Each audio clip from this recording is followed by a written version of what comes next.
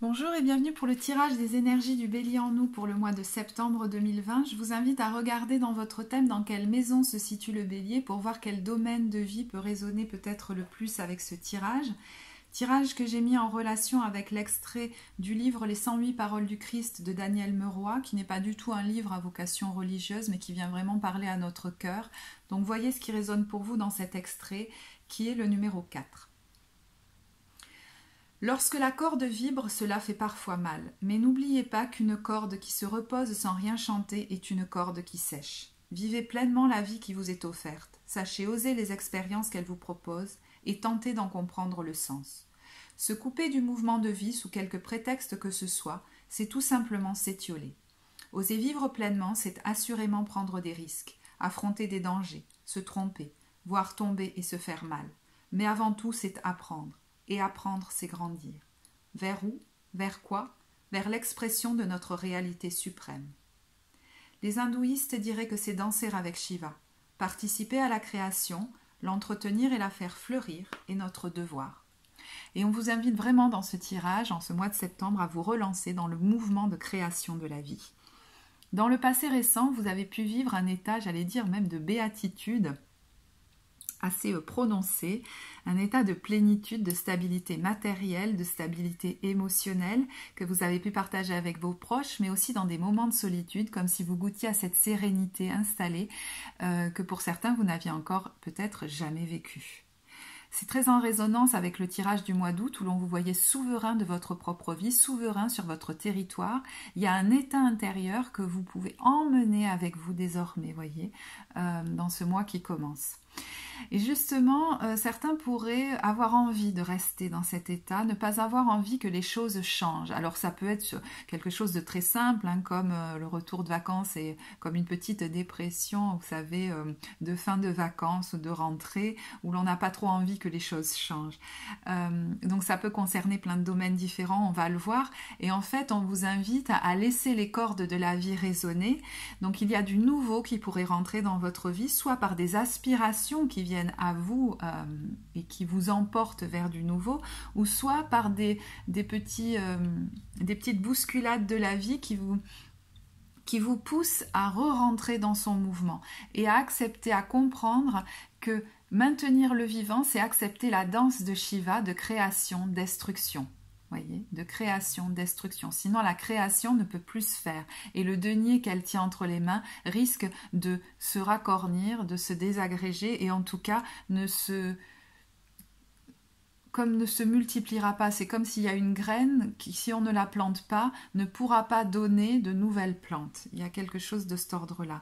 Donc on vous invite non pas à garder ce que vous avez, à vous maintenir dans un état de, j'allais dire pseudo-possession un peu illusoire, mais plutôt à passer un cap encore supérieur dans votre chemin d'évolution, dans une installation en fait, d'une plus grande sécurité intérieure encore, dans un état à cultiver de confiance et de gratitude en la vie, qui permettrait de guérir peut-être encore un peu plus une insécurité latente qui vous a fait peut-être jusque-là par le passé vous figer, vous arrêter sur des situations que vous vouliez comme maintenir parce que vous ne saviez pas ce que vous obtiendrez après. C'est comme « je ne veux pas lâcher la proie pour l'ombre ». Certains pourraient me dire ça. Et en fait, on vous invite à ne pas voir petit et à ne pas vous voir petit. Voyez, à ne pas viser petit. Il y a quelque chose comme ça. Ce qui pourrait vous être bénéfique dans la situation, c'est de ne pas chercher justement à vous agripper et à maintenir une situation figée qui pourrait s'étioler ou à ne pas chercher à retenir quelque chose qui s'en va ou quelqu'un.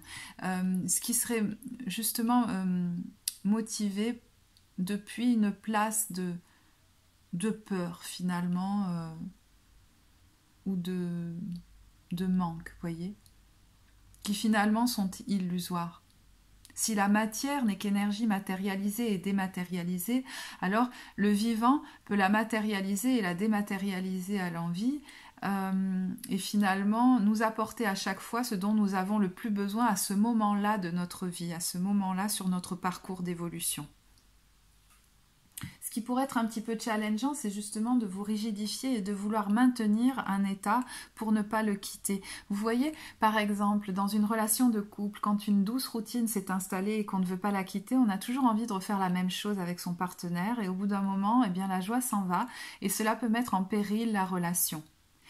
Donc, suivant le domaine que cela concerne, on vous invite à vous relancer, à réinvestir. Que ce soit à partir d'une situation qui est en ce moment très stable ou que ce soit parce que la vie semble vous enlever quelque chose. Donc l'idée c'est de cultiver un état intérieur que vous avez déjà expérimenté, de gratitude et de confiance dans la vie qui vous donne une certaine assise intérieure et surtout de ne pas vous restreindre ou voir petit. Donc, si vous êtes dans une situation amoureuse très stable, ça peut être justement d'accepter de sortir de la routine. La vie peut peut-être vous entraîner dans des aventures l'un l'autre un peu éloignés, peut-être en vous relançant dans votre activité professionnelle. Et on vous dit, mais ne crains pas que cela crée de la disharmonie. Au contraire, ça maintient votre relation vivante. Vous pourriez avoir envie de faire un pas de plus peut-être dans votre engagement et vous lancer dans une opération plus audacieuse encore qui serait celle de fonder un foyer ou de vous installer ensemble. Et là encore, on vous dit ne crains pas de créer de la disharmonie dans ce que tu vivais déjà. Ça maintient quelque chose de vivant et en tout cas, ça ne peut te faire que grandir et apprendre. C'est au niveau purement, j'allais dire, matériel, vous pourriez être poussé à faire des investissements, même financiers, qui pourraient avoir de très belles retombées ou rentrer dans des projets collaboratifs qui pourraient créer une belle émulsion, j'allais dire, de belles réalisations. Si vous voyez des gens s'éloigner de vous, ou quelque chose s'éloigner de vous, par exemple une maison que vous habitiez et que vous vous disiez mais je ne pourrai jamais retrouver aussi bien, et si vous entretenez peut-être des pensées par rapport à quelqu'un avec qui vous avez vécu, ou une maison dans laquelle vous avez vécu, qui vous a donné de très belles, j'allais dire, satisfactions, et que vous n'imaginez même pas pouvoir ressentir des choses encore plus belles, la vie vous invite à faire confiance. Qu'elle vous amènera toujours ce dont vous avez besoin et peut-être même au-delà de vos espérances. Le terme espérance, pour moi, est beaucoup basé finalement presque sur un terme de peur. Vous pourriez comprendre comment fonctionne véritablement la loi d'attraction. Alors là, je vais essayer d'en parler avec mes mots et ce que j'en comprends. Donc c'est ma vision des choses, simplement. Ça n'est pas la vérité, c'est ma vérité au jour d'aujourd'hui. Quelquefois on peut penser à des choses et à vouloir les maintenir, penser à des choses et vouloir les récupérer, penser à des choses à vouloir les obtenir et se figer dessus et essayer de se concentrer dessus, et j'ai l'impression que ça ne fait qu'entretenir un état de manque finalement qui est très relié au passé. Je réfléchis, mon cerveau réfléchit en fonction de ce que j'ai déjà vécu et je ne vais imaginer d'autres situations qu'en fonction de ce que j'ai déjà vécu.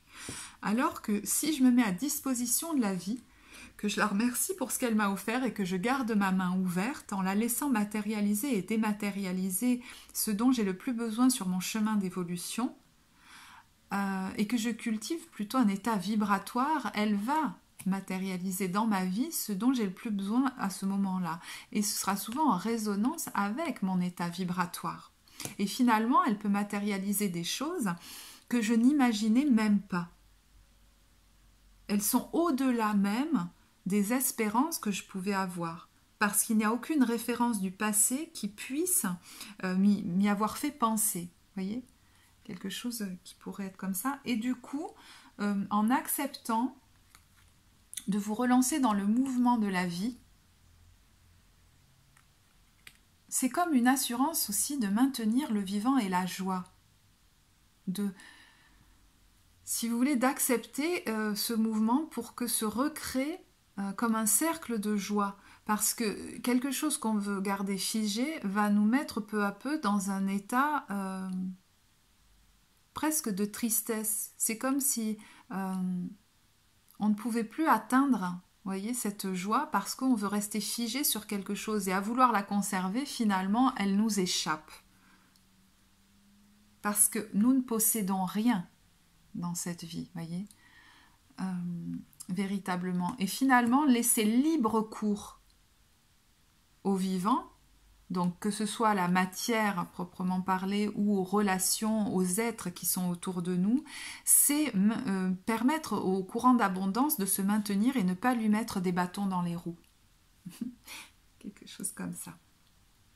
Voilà, eh bien écoutez, je vous remercie de m'avoir écouté. Je vous souhaite un très bon mois de septembre et je vous dis à bientôt. Au revoir.